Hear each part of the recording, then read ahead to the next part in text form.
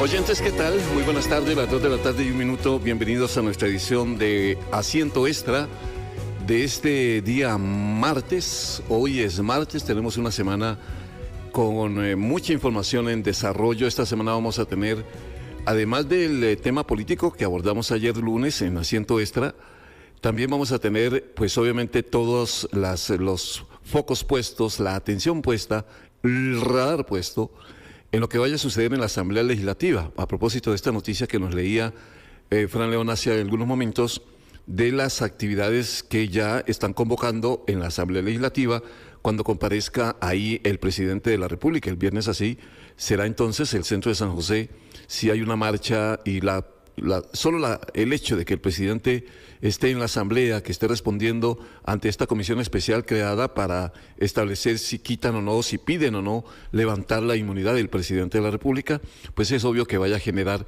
mucha atención en el país. Bueno, el tema de hoy es bien interesante porque tiene que ver con ustedes y con nosotros, con la seguridad.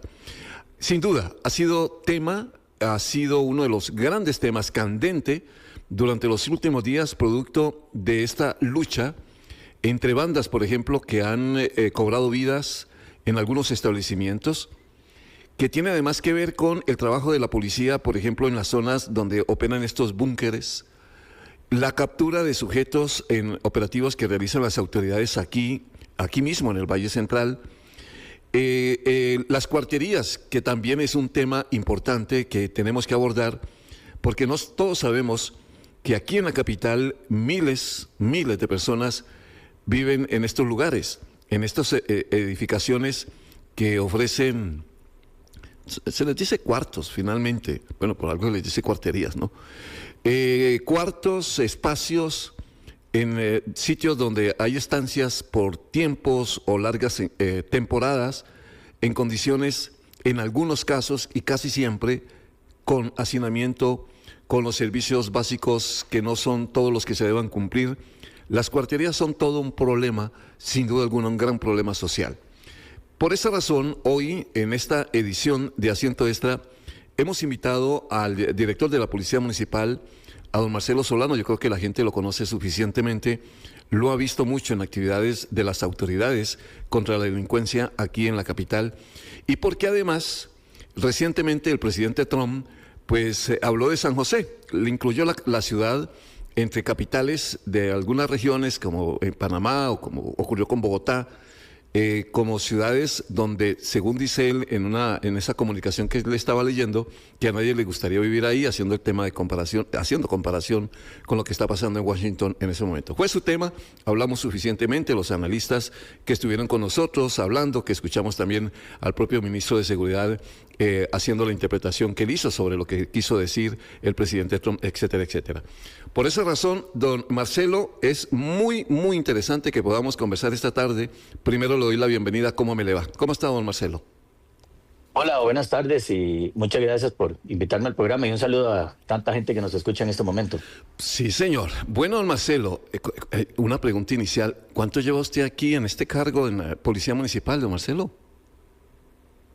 Asumí la dirección de policía en el año 2011, luego tuve una salida temporal de la institución en el 2018-2019 y posteriormente pues regresé a este cargo. En esta segunda etapa llevo 6 años desde la fecha en que salí temporalmente a la institución.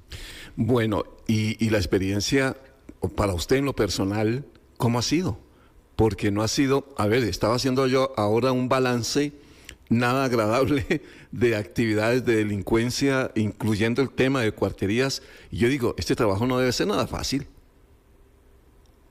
Realmente todo lo que pasa en San José realmente es muy complejo. Cualquier fenómeno que veamos en la ciudad capital es muy complejo. San José representa menos del 1% de todo el país, pero están ocurriendo aquí entre el 30 y el 40% de los delitos de todo el país. Es decir, en el 1% de Costa Rica llegan a ocurrir hasta el 40% de los delitos. Hay una densidad poblacional enorme y toda la radiografía de todos los problemas que tienen todos los territorios de este país se pueden visibilizar y materializar en San José. Entonces podemos hablar, a veces la gente habla del parque central de la comunidad. Bueno, en San José hay más de 470 parques. Ujú. O se habla de que las municipalidades coordinen con el jefe de la fuerza pública de la zona. Bueno, Mm. San José tiene 9 jefes de fuerza pública en 9 grandes distritos y 2 tienen un recargo. Es decir, los 11 distritos del Cantón Central de San José, cada uno tiene una vocación de cantón. De hecho, los distritos de Cantón Central de San José, en promedio, son más grandes que la mayoría de los cantones del país. Ajá. Y entonces podemos hablar de Atillo. Atillo es un distrito de San José, pero por su volumen poblacional es muchísimo más grande que el promedio de cantones a los que hago Ajá. referencia. O, por ejemplo, La Carpio, que es un barrio del distrito de La Uruca. La Carpio tiene más habitantes que la mayoría de los cantones de Occidente. Únicamente para hacer Sí. algunas comparaciones odiosas de la dificultad que significa para las autoridades atender los desafíos y los retos en la ciudad capital. Todos, no he mencionado ninguno en concreto, pero todos realmente muy complejos. Claro, bueno, ahora, antes de seguir adelante, y decía, insisto en esto, hay muchos temas, seguramente en esta edición de Asiento Extra no nos va a dar para tanto, pero por lo menos abordar algunos. Pero no me aguanto las ganas de preguntarle, la policía, la seguridad, eso debe ser toda una pasión para usted, ¿verdad? O sea, no es que usted aterrizó ahí si no le llama y no asume esto con pasión. Mire, aquí no llegamos a algo que ya estaba hecho. Aquí estamos construyendo. Costa Rica es uno de los principales laboratorios de ciencia policial de todas las Américas. Lo que pasa es que hay que estar afuera para ver lo que estamos haciendo adentro. Mm. El desarrollo del concepto de policía municipal en este país, desde el punto de vista conceptual, donde estamos hablando de competencias normativas, es el más sólido y el más maduro de todas las Américas. Inclusive, si hacemos una comparación con policías locales en el viejo continente, vamos a encontrar que desde el punto de vista competencial, el desarrollo de la policía municipal en Costa Rica es referencia internacional. Desde el punto de vista de las atribuciones y las funciones que nos da la ley, ha habido una tendencia legislativa desde hace quizás una década en donde se ha incorporado el poder de policía de la municipalidad, el poder de policía municipal, la función del gobierno municipal en el ordenamiento territorial. Entonces vemos a la policía municipal metida en muchos temas. Eso no es casualidad. Hemos venido trabajando un grupo de municipalistas para que esto ocurra y a mí me corresponde liderar la policía municipal de la capital en una gestión que hemos construido.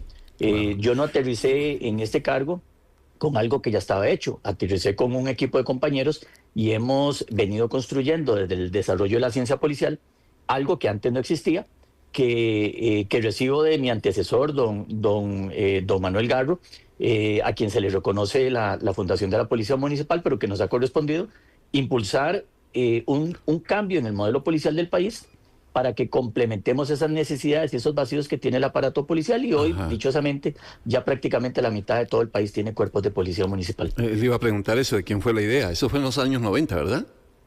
1989, en 1990 aparece la Policía Municipal de San José y posteriormente empiezan a aparecer policías municipales en otros cantones, al punto que hoy en todo el país hay más de 1.200 policías, hombres y mujeres, en 41 proyectos. Y paralelo al desarrollo de las policías municipales surgen también los centros de videoprotección. Los centros de videoprotección tampoco han sido casualidad. La gente cada vez nos exige más cámaras, pero tiene que leer muy bien el contexto. Es que ha habido un grupo de trabajadores en muchos cantones, desde el municipalismo, que hemos propuesto y hemos abierto brecha para que se abran, para que se desarrollen, para que se instalen cámaras en todo el país. Hoy en todo Costa Rica hay 47 centros de videoprotección con más de 5.000 cámaras que ya están instaladas en muchas comunidades. Y lo más importante es que siguen potenciándose proyectos de seguridad en prácticamente todos los cantones del país.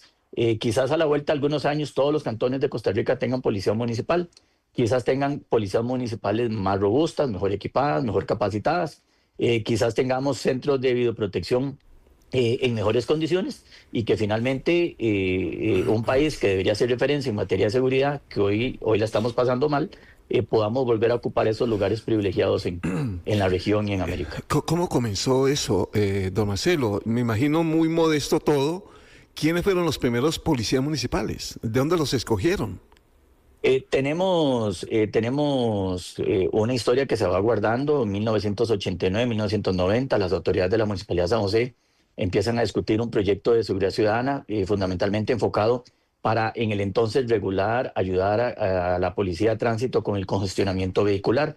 Los primeros policías municipales de la ciudad fueron ad honorem de la Policía de Tránsito, Ah, sí. tenían una actividad de tránsito. Ajá. De 1989 a 1994, fundamentalmente las actividades que realizaban los primeros 10 policías municipales que tuvo la ciudad eran en materia de tránsito y algunos atisbos iniciales de control de venta ambulante.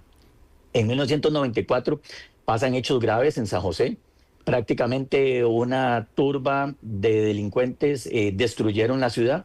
Eh, por poco le prenden fuego al edificio Caribe, que es un edificio que está en Avenida Segunda, hoy desocupado, Ujú. en donde anteriormente estuvo la municipalidad. Y hubo una época de caos en donde la policía municipal realiza un proceso de fortalecimiento en función del control de las ventas ambulantes.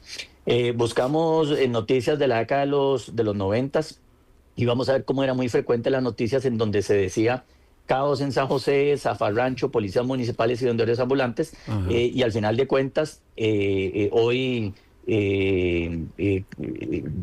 el tema de venta ambulante migró a muchos otros problemas que tiene la ciudad. Claro. Tenemos una policía municipal más robusta, mejor ocupada, más madura, mejor organizada, con lazos de confianza mejor construidos con otras instituciones, principales socios de la fuerza pública, y hoy tenemos Policía Municipal de San José trabajando muchos temas en paralelo, ya no solo el tema de tránsito, que fue nuestra génesis, ya no solo el tema de las ventas Ujú, ambulantes, ujú. también viendo operativos generales de seguridad Vea dónde en va. muchas comunidades del cantón. Y vea dónde va todo el trabajo.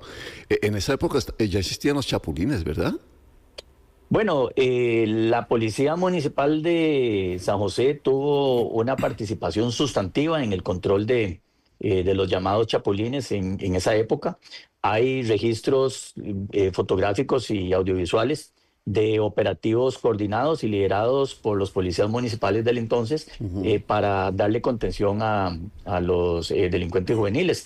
Las notas de prensa de la época reseñaban cómo la policía municipal de esa época tuvo una participación importante en el control Claro. de los chapulines, a tal punto que por mucho tiempo fue un problema que ya se había dado por superado en la ciudad. Sí, totalmente. Hoy en día ya no. Yo recuerdo haber visto ¿cómo se llama? Esa banda operando sobre la Avenida Segunda era terrible. O sea, esperar el bus y ver, además, lo que era muy triste, muy jóvenes todos, muy bien vestidos en muchos casos, cometiendo delitos, bueno, asaltos permanentemente, y el fenómeno desapareció, cosa que ojalá pudiéramos decir un día, ya no se volvió a hablar de sicarios. Ah, qué bueno, era época anterior.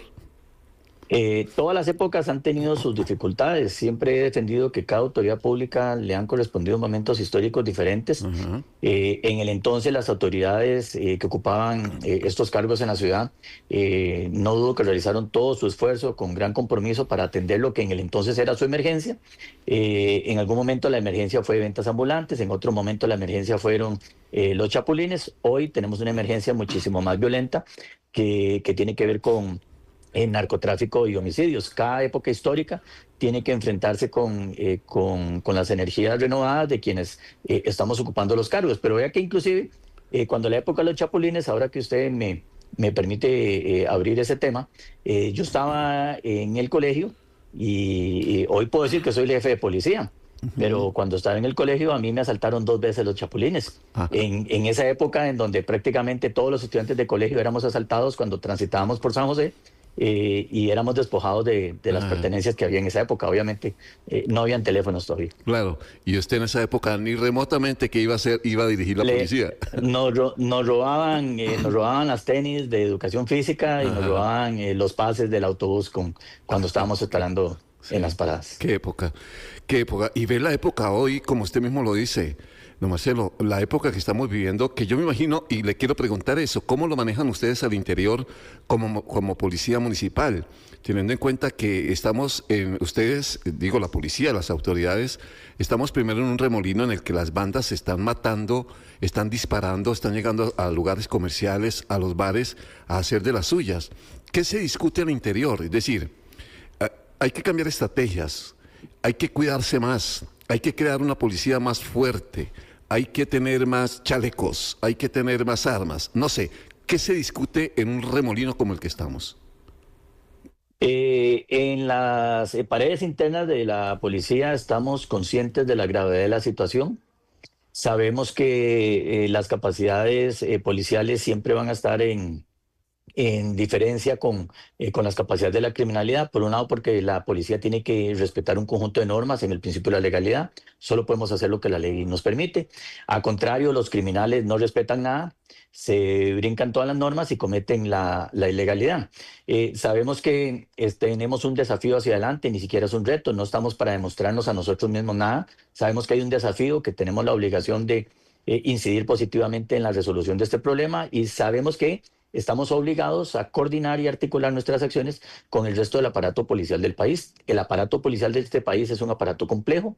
Los legisladores así lo resolvieron después de la abolición del ejército, cuando distribuyeron dentro de la institucionalidad, que es una de nuestras fortalezas democráticas, distribuyeron las funciones, las atribuciones y las competencias. Prácticamente hoy nadie en ninguna institución tiene la posibilidad de resolver solo ningún problema. Estamos llamados a coordinar, porque así lo resolvió el legislador cuando se abolieron las Fuerzas Armadas y atomizaron y distribuyeron el poder de policía. Por cuenta de la Policía Municipal, sabemos que estamos lejos de nuestro objetivo final, queremos seguir creciendo.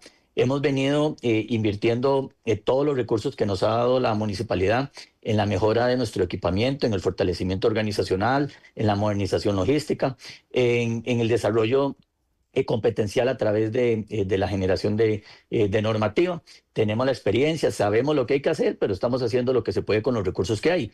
Y en el tanto fortalezcamos los recursos de policía municipal, nuestro volumen operativo va a ser muchísimo más contundente.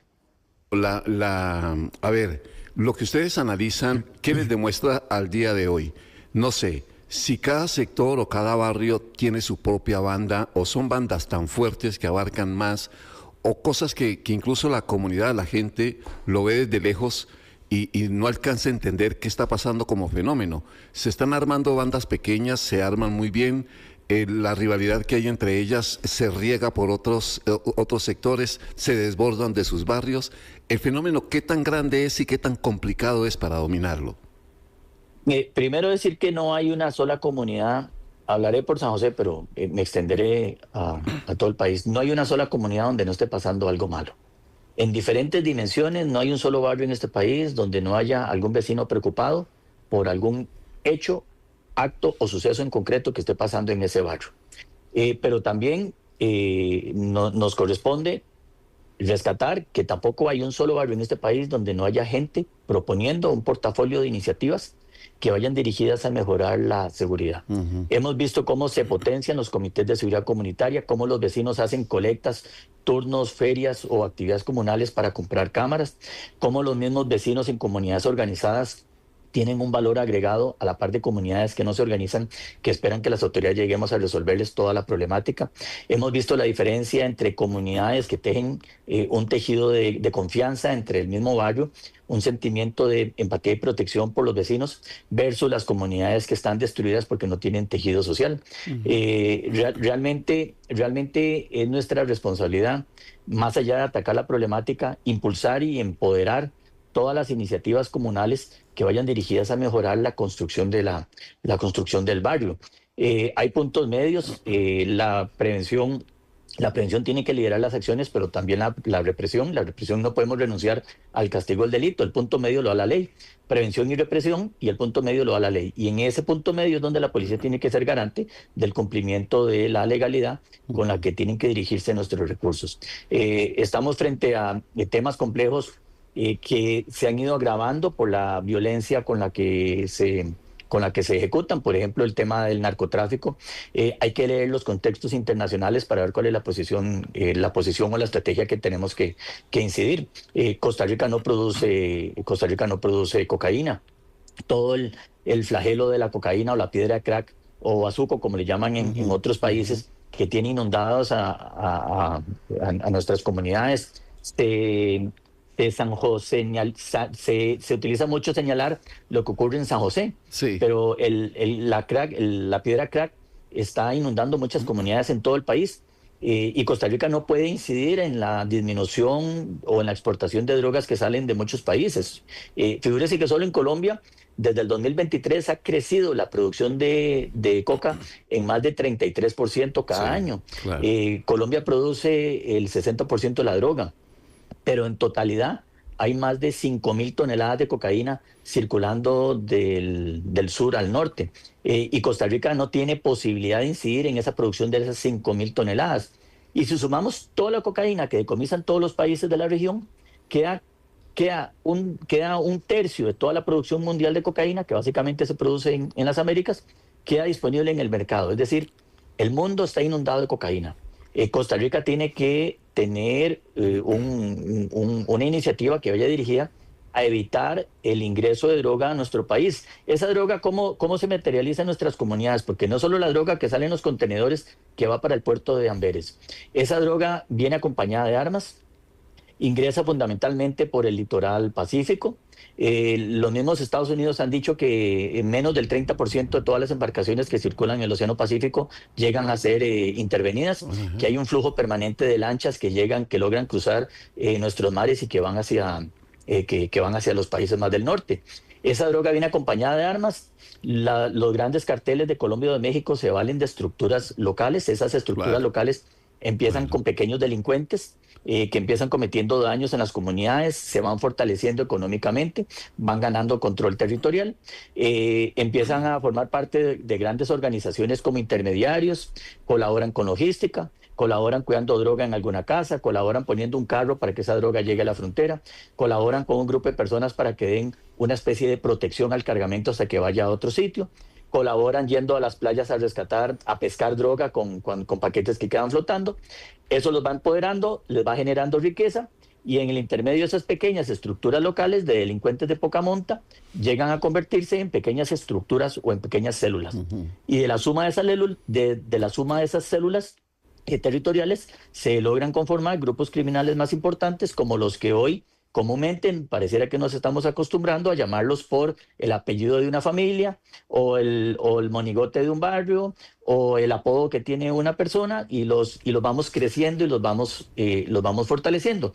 Y finalmente estas estructuras fortalecidas se presentan como pavos reales frente a los mexicanos o a los colombianos que tienen cárteles más grandes y logran conformar estructuras muchísimo más poderosas, ya con dinero a disposición, con un sistema para legitimar ese dinero a través de empresas o inversiones fantasmas, a través de la compra de conciencias con la corrupción de la que lamentablemente vemos todos los días noticias de funcionarios públicos que comprometen su integridad a cambio de favores, con armas que ya tienen a su disposición, y es lo que estamos viendo en la calle, estructuras locales que se fueron empoderando a lo largo de los años. Sabemos que ese es uno de los desafíos, pero también entendemos que no podemos enfocarnos únicamente en estos desafíos porque hay otros temas de seguridad que son propiamente de la necesidad de la comunidad, que tienen que ver con delincuencia común, con violencia común, con delitos comunes que no responden a ninguna estructura criminal y que la policía tiene que estar allí presente fundamentalmente para prevenirlos. Don Marcelo, una narración de terror. Lo he escuchado con tanta atención diciendo, a ver, toda esta descripción que usted está haciendo, que es esa realidad, es una radiografía perfecta de ese proceso que está viviendo en muchas comunidades aquí. Y me gustó mucho porque además usted empezó hablando del trabajo también al revés, de comunidades que se unen contra ese tipo de delincuencia, de cómo se organizan para que el delincuente no tenga espacio, que eso es bien interesante destacarlo. Sin embargo, queda una pregunta, don Marcelo, sobre la mesa es, para usted que tiene eso tan claro, ¿cuál podría ser la solución entonces? Porque nosotros vemos que el remolino crece y cada vez hay más víctimas, pero teniendo esa narración que es, digo, de terror, de ver cómo los procesos se van cumpliendo y son cada vez más complicados, entonces la luz, ¿dónde está? No hay una única solución, tampoco soy el único portavoz de las verdades sobre lo que haya que hacer en este tema. El país nunca ha tenido tantos profesionales de seguridad ciudadana como ahora. Nuestras universidades tienen muchos años de estar graduando expertos en seguridad que tienen que tienen una opinión cuáles son los caminos. Podríamos construir algunas líneas de trabajo. Yo reitero que prevención y represión con el punto medio, el punto de equilibrio que lo da la ley, tiene que ser la guía de las actividades. Ni podemos reprimir todos los delitos, ni podemos prevenirlos todos. El punto medio lo da la ley. En la línea de represión, obviamente, a vista de experiencia, lo que he visto en precarios, he estado en búnker, he estado en cuarterías, he visto muchachos de 14 o 15 años armados o adolescentes ya drogados en las calles tirados. Evidentemente hay un componente de nuestra historia que nos dio ahorros y yo no sé hasta dónde vamos a poder vivir de esos ahorros, que es de la Costa Rica social, de la Costa Rica solidaria, en donde todos nuestros muchachos estaban en los colegios y en donde las comunidades tenían un tejido social que generaba empatía y construía barrio. Hay barrios que están destruidos, hay comunidades que no tienen ningún tejido entre ellos. Hay una cantidad de muchachos que están disponibles para la criminalidad como si fueran personas desechables, en donde únicamente se les contrata para que se conviertan en vendedores terminales de drogas, sabiendo que la policía los va a capturar, o convertirlos en sicarios de un día, sabiendo que la policía los va a capturar, o luego contratan un sicario para que mate al otro sicario para que elimine la prueba. Con esa frialdad es con la que está funcionando. Familias en condición de pobreza extrema, son caldo de cultivo para que algunos de estos muchachos o algunas de estas familias se vean tentadas a cruzar la línea y a irrumpir en la ilegalidad para poder sobrevivir. Lo he visto personalmente, en búnker y precarios. La prevención además tiene que ser una prevención situacional, inteligente, no solo la presencia disuasiva, armada y uniformada de la policía, tiene que ser una prevención desde la propia familia, para poder regresar a las aulas,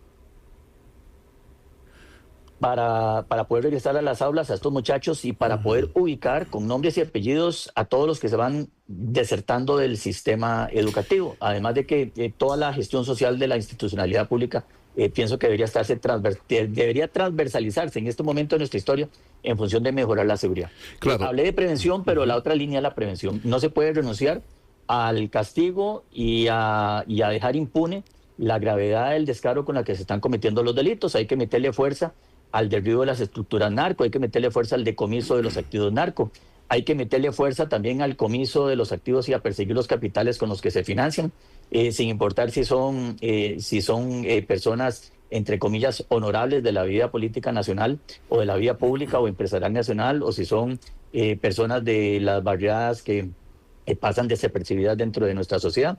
Hay que perseguir los capitales con los que se están financiando y la policía necesita mejorar su pie de fuerza. Todo el aparato policial del país está en rojo. Todo el aparato policial del país está en déficit. La Policía de Tránsito tiene hoy la mitad de policías que tenía antes de la pandemia. La Fuerza Pública, aunque viene con procesos sostenidos de reclutamiento, apenas quizás está recuperando las 1.000 plazas que le eliminó el Ministerio de Hacienda después de la pandemia. La Policía de Fronteras opera a 1/3 de su capacidad.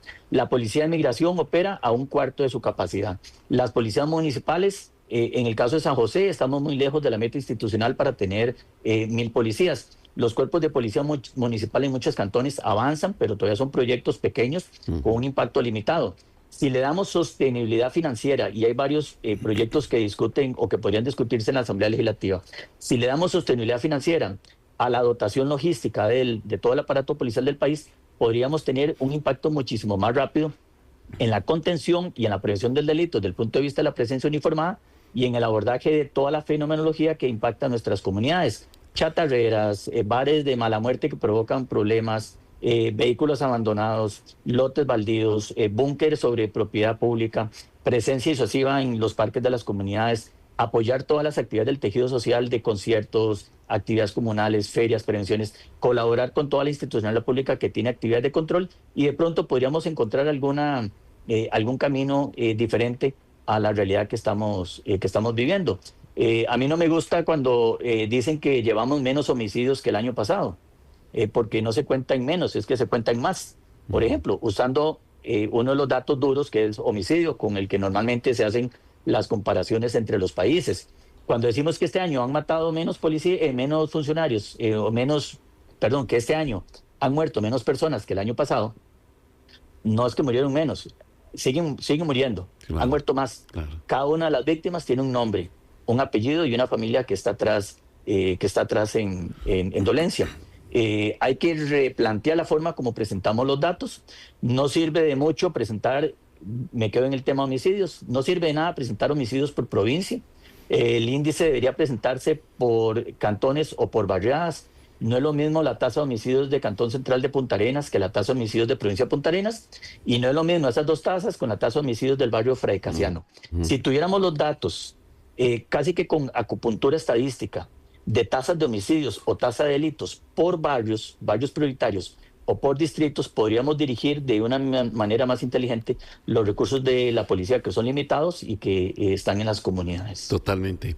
Voy a ir a un corte rápidamente, don Marcelo, para entrar en la recta final de esta entrevista, que está muy interesante y nos está abriendo muchas luces frente a un fenómeno que estamos viviendo, porque todavía nos queda hablar de eso que, bueno, ayer usted, que lo vimos en las informaciones que entregaban sobre cómo desbaratar esos búnkeres donde están operando los distribuidores. Otro fenómeno del que hablábamos también, por ejemplo, el de las cuarterías, que son fenómenos que están ahí, que están muy enquistados en el día a día de la ciudad y que vale la pena. Pero también algo que le dejo como inquietud para que vayamos reflexionándolo es, no sé, usted, un hombre que está al mando de una policía municipal, ¿cómo ve? No sé si finalmente se debe hablar de ese choque entre Casa Presidencial, OIJ. Hoy estoy leyendo aquí una declaración de doña Natalia Díaz respondiéndole al presidente, diciéndole que es urgente que convoque el Centro de Mando de Seguridad, que es urgente, que no se espera las elecciones para que lo hagan.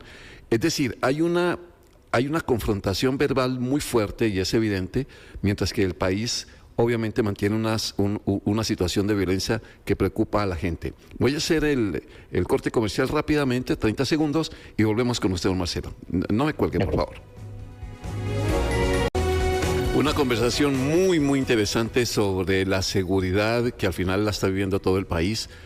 Pero como estamos hablando con el director de la Policía Municipal de San José, don Marcelo Solano, pues es urgente que abordemos un tema así en el tema específico de la capital. Sin embargo, la pregunta que dejamos en el aire, don Marcelo, antes de ir al corte, es ¿qué aporta o ustedes cómo reflexionan viendo a las instituciones casi que chocando como trenes mientras la inseguridad está en estas, o lo que usted decía ahora, todas con déficit, todas necesitando apoyo? No sé si eso amerita para usted una reflexión en el día a día. Sí, la historia nos resuelve esta pregunta. En la misma esencia de la democracia, para no irnos muy lejos, las democracias modernas existen dos pesos: la autoridad política y la autoridad policial. Tienen que operar con un margen de independencia, porque la autoridad policial es la garante del cumplimiento de legalidad en cualesquiera de sus formas, funciones, atribuciones o competencias. No le hace bien a la democracia, ni en Costa Rica ni en ningún país del mundo, que la autoridad policial sucumba ante la presión de la autoridad política. Y aquí quiero explicarme bien para evitar malos entendidos, y me refiero a que todos los jefes de policía estamos llamados a coordinar, a mantener las buenas relaciones institucionales, a articular nuestras acciones, a facilitarnos sin demora los recursos dentro de la pobreza que compartimos todos, para que las acciones de autoridad pública y control ciudadano puedan ejecutarse. Todos estamos obligados a compartir inteligencia, estamos obligados a mantener el respeto mutuo, y estamos llamados a hacerle ver a las autoridades políticas cuando podrían haber diferencias en ese ejercicio de los poderes que afecten la seguridad de la gente. En muchos países desarrollados, la seguridad es un asunto de Estado, no es un asunto de gobierno. Las policías no son las policías del gobierno, son las policías del Estado.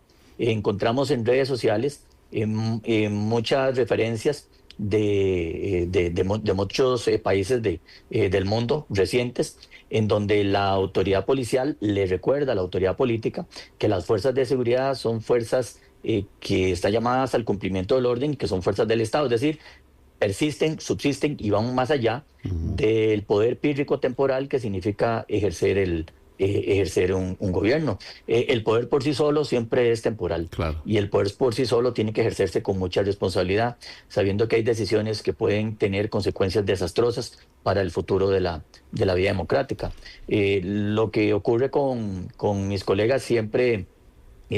bueno, esto siempre lo conversamos cuando tenemos la oportunidad y tenemos conciencia de que somos llamados a mantener la estabilidad en la discusión de muchos temas de interés nacional.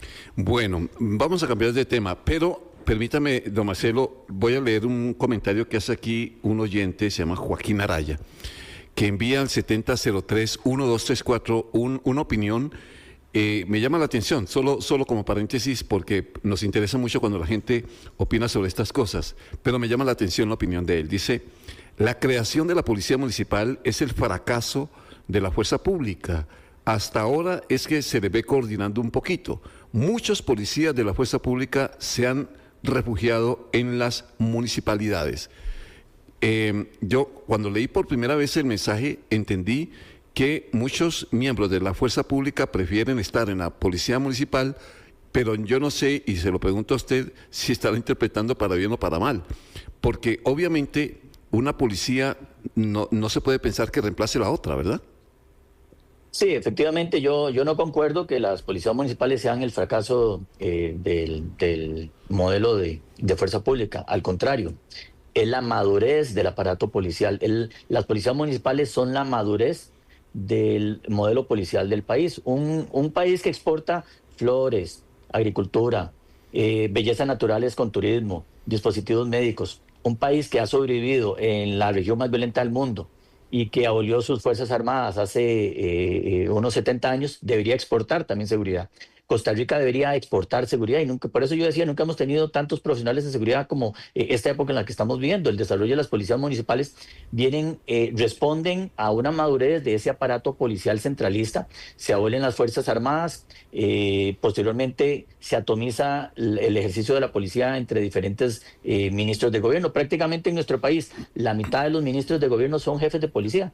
Casi la mitad de todos los ministros tienen un cuerpo de policía a su cargo. El ministro de Transporte es el jefe de la Policía de Tránsito, el ministro de la Presidencia es el jefe de la DIS, el ministro de Justicia es el jefe de la Policía Penitenciaria, el ministro del MINAE, de Parques Nacionales, es el jefe de los inspectores de vida silvestre, el ministro de Hacienda es jefe de policía, el ministro de Hacienda es el jefe de la Policía de Control Fiscal.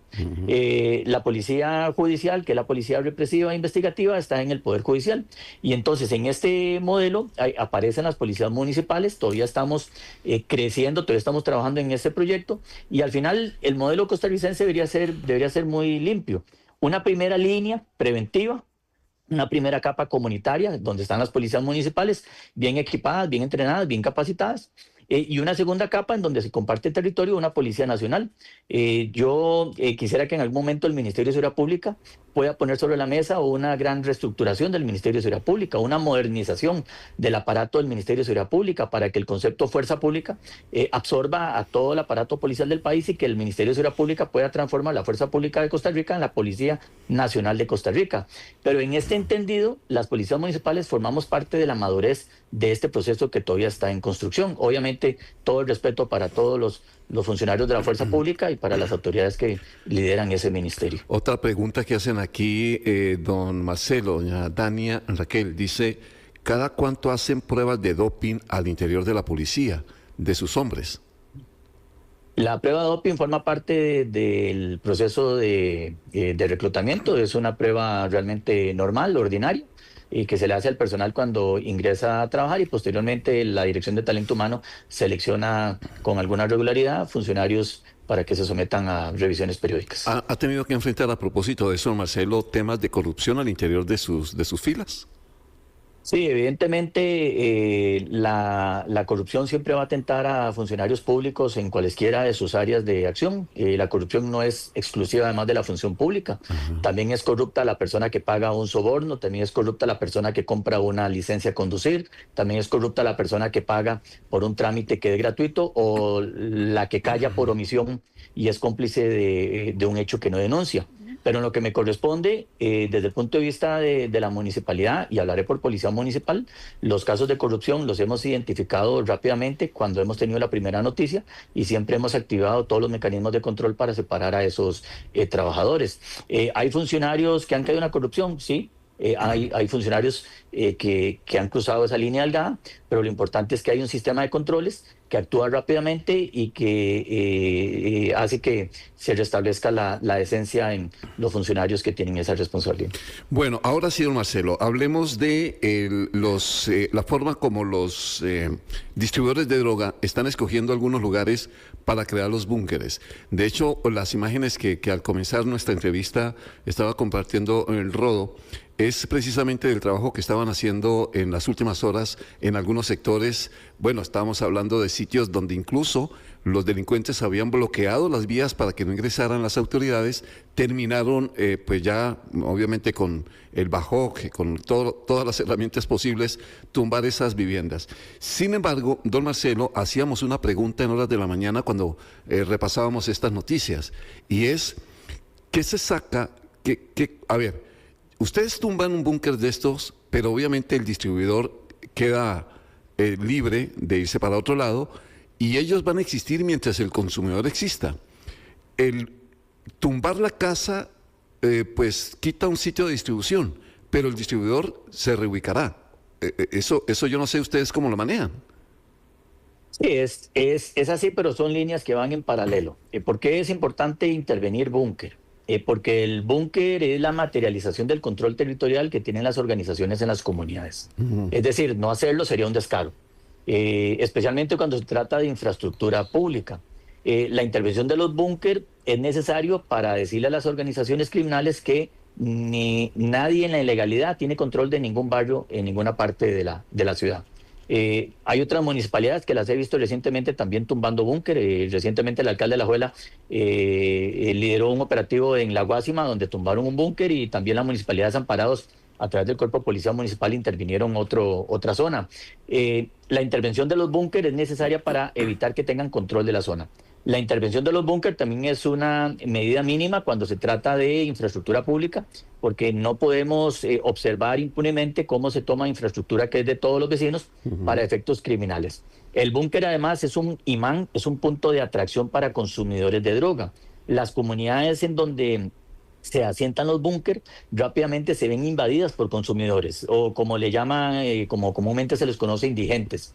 Gran cantidad de consumidores empiezan a transitar por el barrio, a mantenerse en el barrio, deterioran el entorno, generan el cierre de actividades comerciales. Ya no se puede generar esa actividad comercial porque hay gran cantidad de consumidores en las calles, tirados en las aceras, consumiendo drogas, alcohol. Aumentan los delitos contra la propiedad. Inclusive se pierden empleos porque hay comercios que llegan a cerrar y los vecinos empiezan a irse del barrio, se deteriora, pierde la plusvalía la comunidad, y los vecinos los que pueden irse se empiezan a ir, y el barrio entra en un proceso de degradación muy rápido. Y eso es lo que hemos tenido, eso es lo que tenemos en varias comunidades de San José y de otros cantones aledaños. ¿Qué pasa con el búnker? El búnker además es el centro de operaciones de una organización criminal. Cuando eliminamos un búnker, le estamos dando un golpe a la capacidad organizativa de ese grupo para que no operen en esa zona, o les estamos eliminando la posibilidad de que utilicen esa infraestructura para poder realizar puntos de tráfico de drogas. Un solo búnker en un solo día podría generarle a una organización hasta 5 millones de colones de ganancias. De hasta 1 millón hasta 5 millones de colones al día puede generar un búnker en una comunidad de las que son de interés policial. Entonces, la erradicación de los búnkeres además tiene un sentido estratégico desde el punto de vista operacional en la lucha contra las drogas, y es cortarle la producción de dinero a las organizaciones criminales para que no se sigan enriqueciendo con el negocio del narcotráfico. Obviamente esta es una línea. De manera paralela hay otros procesos investigativos que cursan las autoridades judiciales para ubicar a los responsables. En muchas ocasiones, cada vez que tenemos información de inteligencia, la compartimos también con las autoridades judiciales para que los responsables de estos búnker, o para que los responsables de organizaciones o de células criminales tengan también que presentarse ante la justicia y enfrenten las consecuencias de los actos ilícitos en las que en los que se desarrollan. Ustedes tienen cálculos, bueno, supongo que esto es más un tema del IAFA, pero usted como autoridad también aquí en San José, ¿qué tan alto es el consumo de las drogas? Es decir, estos sitios existen, decíamos ahora, porque alguien está consumiendo, alguien la está distribuyendo, alguien está trayéndola y alguien la está consumiendo. ¿Qué tan alto es el consumo, Marcelo? Generalmente se asocia los búnker a los habitantes de calle, al indigente. Datos ya cruzados del IAFA, la Municipalidad de San José, el Centro Dormitorio, el Comité Municipal de Emergencias, dan cuentas que entre 5.500 y 6.000 personas podrían estar en condición de calle. Estoy dando datos de San José. Quizás el dato nacional obviamente va a ser muchísimo más grande. Unas 5.000 personas pueden estar en condición de calle. De estas, unas 2.000 personas, 3.500 reciben algún tipo de atención en alguna organización, alguna iglesia o algún grupo de voluntario que les da atención, y unas 2.000 personas están completamente tiradas en las aceras. Son esas personas que la gente constantemente llama la atención de las autoridades, en donde la policía constantemente está generando operativos también en conjunto con la fuerza pública para levantarlos una y otra vez, revisarles que no tengan objetos contundentes, quitarles las dosis de droga, de alcohol y en muchas ocasiones retirarlos de la zona en donde están porque están generando conflicto. Según datos del IAFA, datos reservados creo, al menos entre 40 y 45.000 personas en Costa Rica consumen cocaína.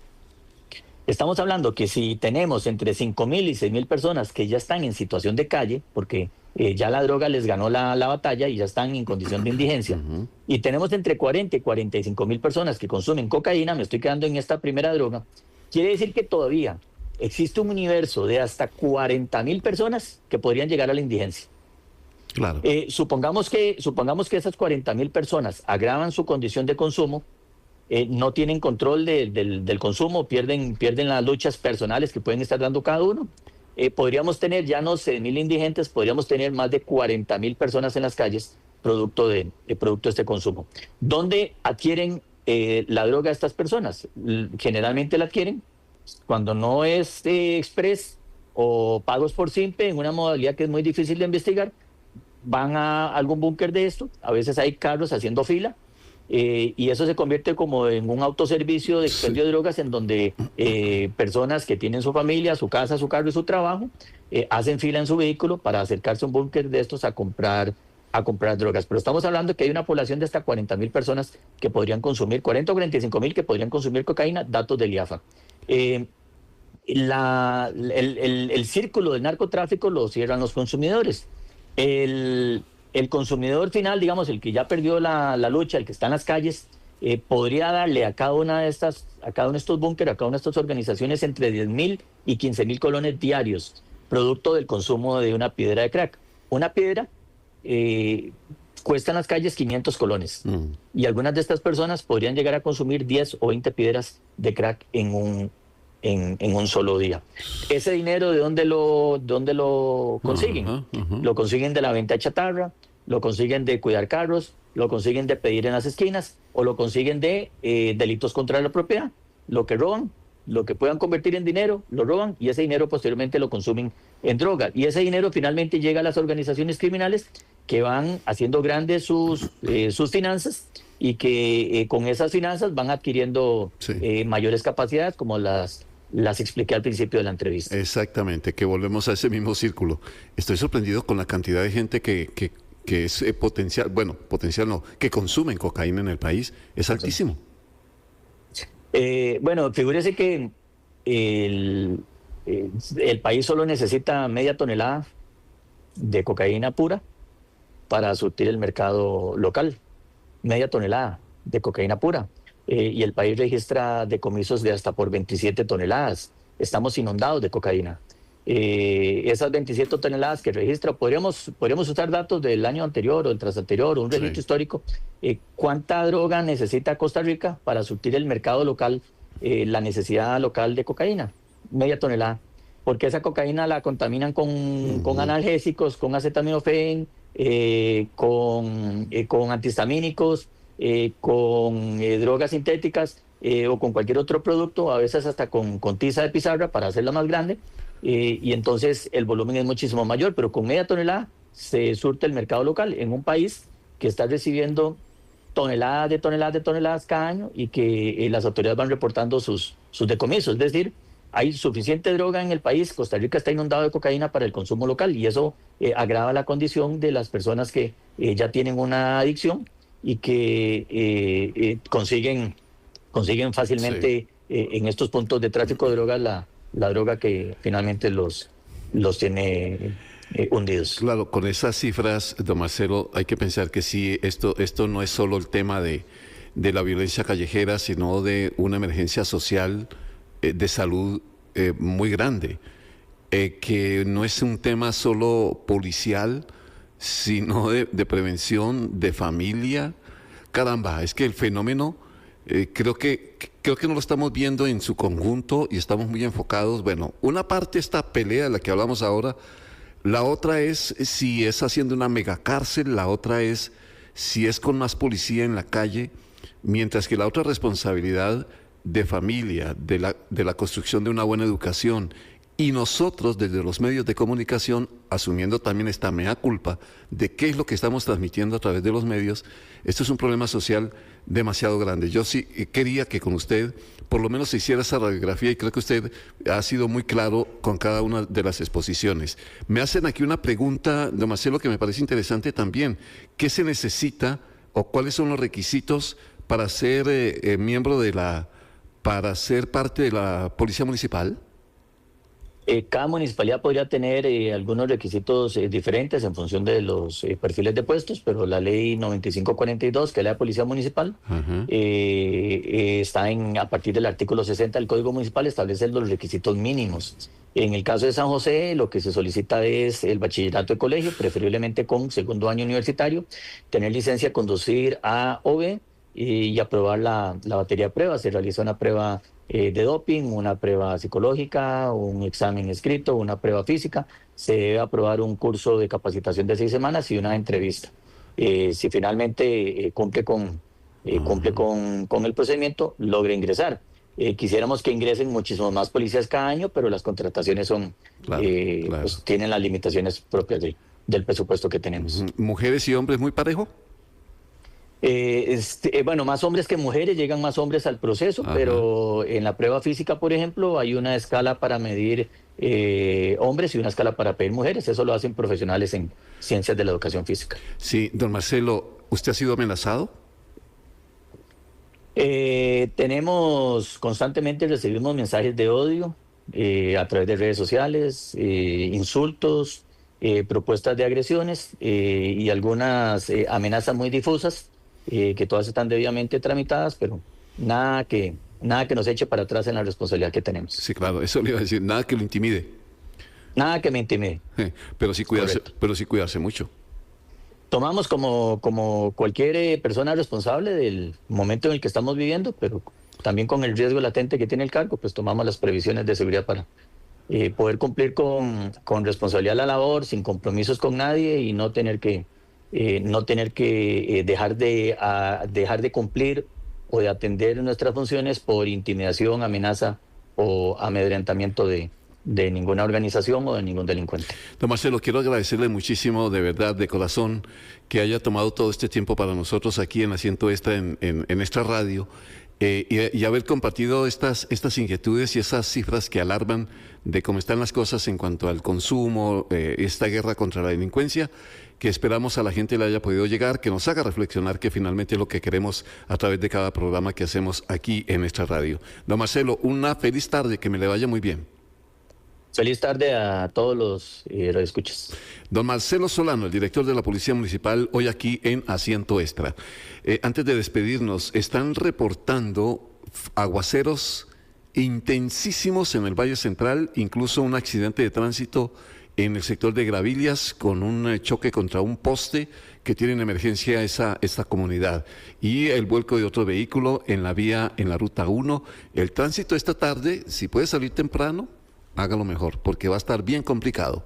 2 de la tarde, 56 minutos. Gracias, oyentes, que pasen una feliz tarde. Adiós.